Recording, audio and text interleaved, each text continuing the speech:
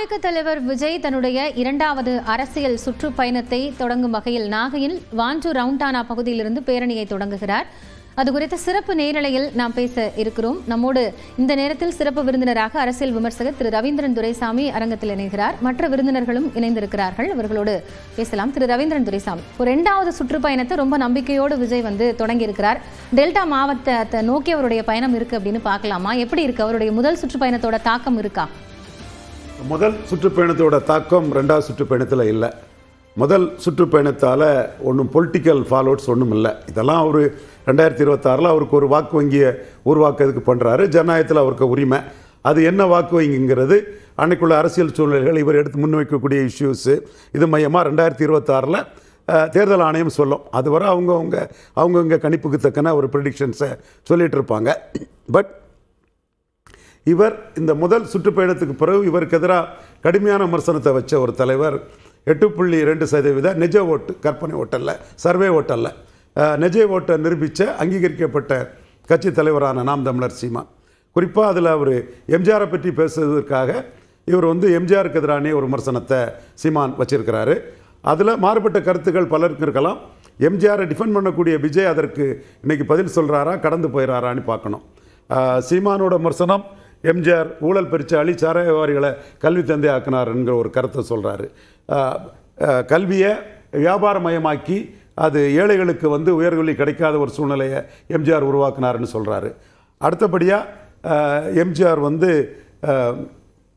தமிழை பாடமொழி, பயிற்சி மொழி இதில் தமிழுக்குள்ள முன்னுரிமை அடித்து தமிழ் அவரால் வீழ்ச்சி அடைந்ததாட்டு சீமான ஒரு கருத்தை முன்வைக்கிறாரு. அடுத்து முல்லை பெரியார் இதில் அணை பாதுகாப்பை கேரளாவிட்ட கொடுத்துக்கிட்டு எம்ஜிஆர் தமிழினத்துக்கு ஒரு அநீதி இழைத்தாருன்னு சொல்கிறாரு. இன்னொரு பாயிண்டாக அவரோட பாயிண்டாட்டு ஒரு மகன் மாதிரி தன் தலைவர் வேலுப்பிள்ளை பிரபாகரனுக்கு ஆதரவாக இருந்தாருங்கிறத மட்டும்தான் எம்ஜிஆர் என்னால் பாராட்ட முடியுதுன்னு ஒரு கருத்தை சீமான் முன்வைக்கிறாரு. அந்த இவரோட திருச்சி பரப்புரைக்கு பிறகு இவருக்கு எதிரான விமர்சனத்தை சீமான் முன்வைக்கும் போது இதற்கு என்ன பதில் சொல்கிறாருங்கிறத நம்ம பார்க்கணும். குறிப்பாக விஜய் பல இஷ்யூஸில் அப்படி கடந்து போயிடுவார். இப்போ இண்டோ பாக் வாருங்கிற லெவலில் வரும்போது அதில் எடப்பாடி பழனிசாமி ஐயா அவர்கள் மோடியின் வெற்றின்னு பிரதமர் மோடிக்கு வெற்றியாட்டு அதை போழ்ந்தார். அவர் என்டிஏ கூட்டணிக்குள்ளே இருக்க தலைவர். அந்த கூட்டணியில் இல்லாத ஓபிஎஸ் அவர்கள் இந்திய இராணுவத்தின் வெற்றிங்கிற ஒரு கருத்தை முன் வச்சார்.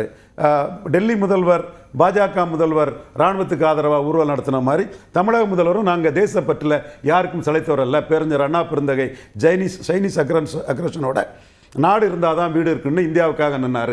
அது மாதிரி நாங்கள் இந்திய இராணுவத்துக்காக நிற்கிறோன்னு மு.க. ஸ்டாலின் அவர்கள் ஆபரேஷன் சிந்தூர் ஆமாம் ஒரு ஆதரவான ஒரு ஊர்வலத்தையே நடத்தினார். டெல்லி பாஜக முதல்வரும் தமிழக முதல்வரும் அதை நடத்தினாங்க.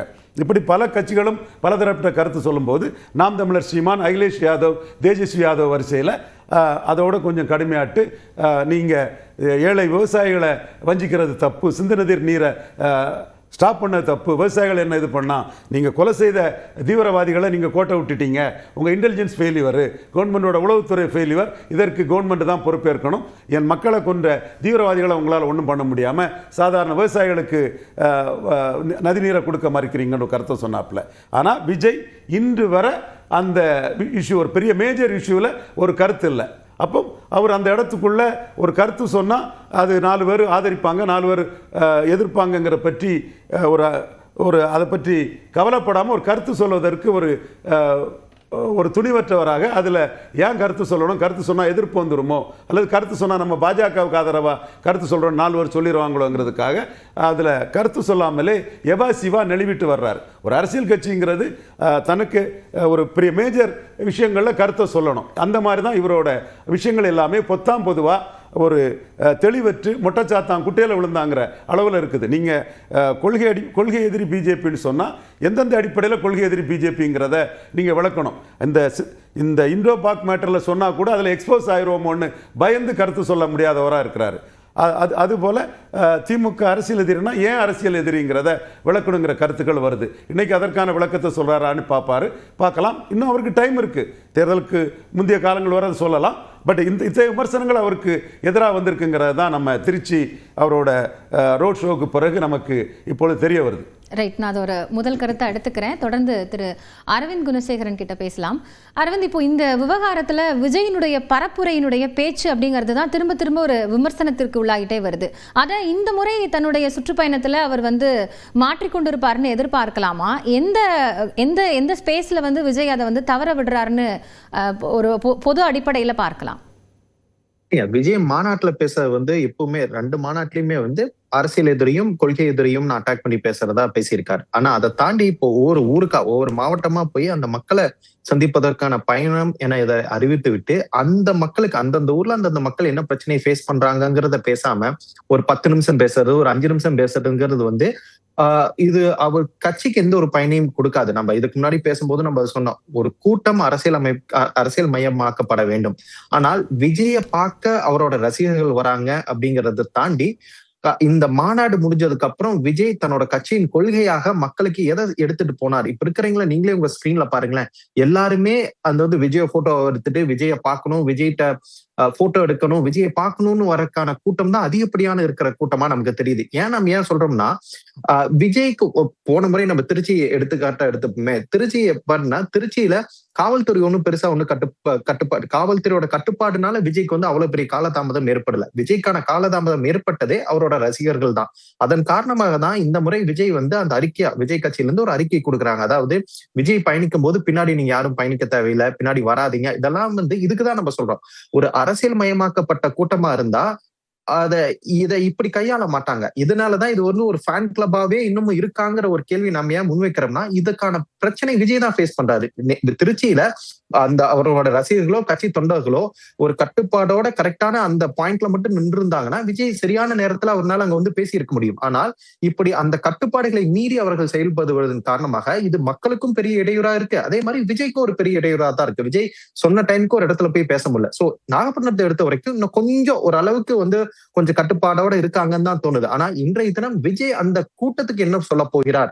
விஜய் அங்க இருக்கக்கூடிய அவரோட கட்சி தொண்டர்களுக்கும் கட்சி தொண்டர்களை தாண்டி அங்கு இருக்கக்கூடிய நாகப்பட்டினத்தில் உள்ள மக்களுக்கு விஜய் என்ன செய்தி, என்ன ஒரு கருத்தை சொல்ல போறாருங்கிறது தான் ரொம்ப முக்கியம். அதை விஜய் பேசுறாரா இல்ல அரியலூர்ல பேசின மாதிரி ஒரு 10 நிமிஷம் வழக்கம் போல டிஎம்கே பிஜேபியை மட்டுமே பேசிட்டு போறாராங்கிறது தான் பார்க்கணும்.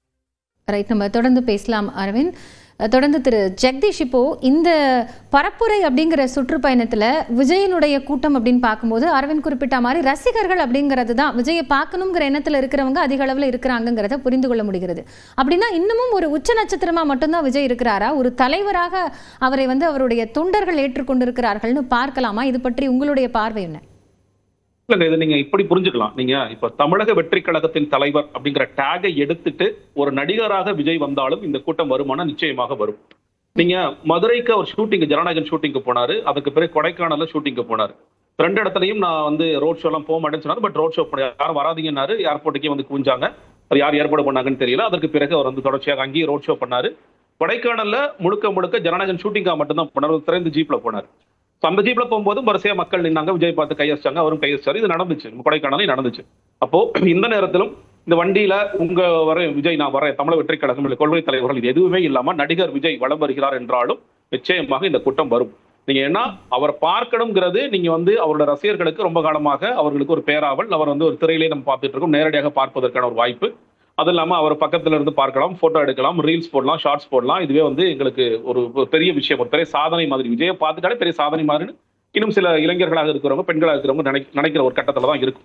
அப்ப அதனாலதான் சொல்றோம், இந்த கூட்டம் என்பது நீங்க ஓகே அப்படி வர்ற கூட்டத்தையாவது நீங்க எவ்வளவு தூரம் அவர்கள் அரசியல் கத்துக் கொடுக்குறீங்க அப்படிங்கிற கேள்வி எழுது. நீங்க அரசியல் கத்துக் கொடுக்குறீங்கன்னு சொல்லும் பொழுது நீங்க பேசுகின்ற விஷயங்கள் மூலியமாக அந்த மக்களுக்கு எவ்வளவு தூரம் அரசியலை புகுத்துறீர்கள் என்று நீங்க அதனாலதான் நீங்க ஒவ்வொரு நேரமும் நீங்க பேசுகின்ற விஷயங்களை நீங்க அவங்களுக்கு போய் சேர்ற மாதிரி அவங்களுக்கு இன்னும் டீட்டெயிலா பேச வேண்டிய அவசியம் ஏற்படுகிறது. நீங்க மதுரை மாநாடு முடிந்த பிறகும் சரி, நீங்க விக்கிரவாண்டி மாநாடு முடிந்த பிறகும் சரி, திருச்சியில கூட்டம் நடந்த பிறகும் சரி, விஜய் என்ன பேசினார் அப்படின்னு ஒரு ரசிகர்களை மைக் கட்டிட்டீங்கன்னா அவங்க மறுபடியும் டிவிக்கே தளபதி தான் சொல்றாங்க. இந்த விஷயங்கள் எடுத்து பேசுறது ரொம்ப முக்கியமான விஷயங்கள். திருச்சியில முக்கியமான பிரச்சனை விஜய் அட்ரஸ் பண்ணாருங்க. அரியலூருக்கு முக்கியமான பிரச்சனை விஜய் அட்ரஸ் பண்ணாருங்க. திமுக கொடுத்த தேர்தல் அறிக்கைகளை சில எந்த விஷயங்கள் செய்யலங்கிறத ரொம்ப சுட்டிக்காட்டி இந்த ஸ்பெசிபிக் அந்த விஷயத்தை பேசினாருங்க. அதுல டீடைலா நிறைய பேசினாருங்க, அதுக்கான தீர்வுகளை முன் வச்சுட்டாருங்க அப்படின்னு சொன்னீங்கன்னா பரவாயில்ல. இந்த கூட்டம் கொஞ்சம் கொஞ்சமாக அரசியலை நோக்கி நகர்கிற கூட்டமாக இருக்கும். இன்னைக்கு கூட்டம் எப்படின்னா ஓகே பார்த்துட்டோம், நீங்க பார்த்தோம். நீங்க திருச்சியில அவருக்கு மைக் வேலை செய்யல, மைக் வேலை செய்யும் போது போடும் போது என்னன்னா அவர் மைக் வேலை செய்யாத காரணத்துல கூட்டம் கலைந்து போகிறது இல்ல. அவர் நாங்க பாத்துறோம், அந்த மைக் வேலை செஞ்சாலும் கூட்டம் கலைஞ்சு போகும். ஏன்னா நாங்க வந்த விஷயங்கிறத பார்த்துட்டோம். அவர் துண்டை பிடிச்சிட்டாரு, எங்க துண்டை தூக்கி எறிஞ்சிட்டாரு, நாங்க எல்லாம் துண்டை வேலை எல்லாம் முடிஞ்சிருச்சு. அப்ப நாங்க அடுத்தடுத்து நாங்க கிளம்புறோம், அடுத்து என்ன கூட்டம் ஆயிடும், நாங்க போய் எங்க வண்டி ஒரு இடத்துல நிக்குது அதை எடுத்துட்டு போறோம் அப்படிங்கிற இடத்துல தான் இன்னைக்கும் இருக்கிறாங்க.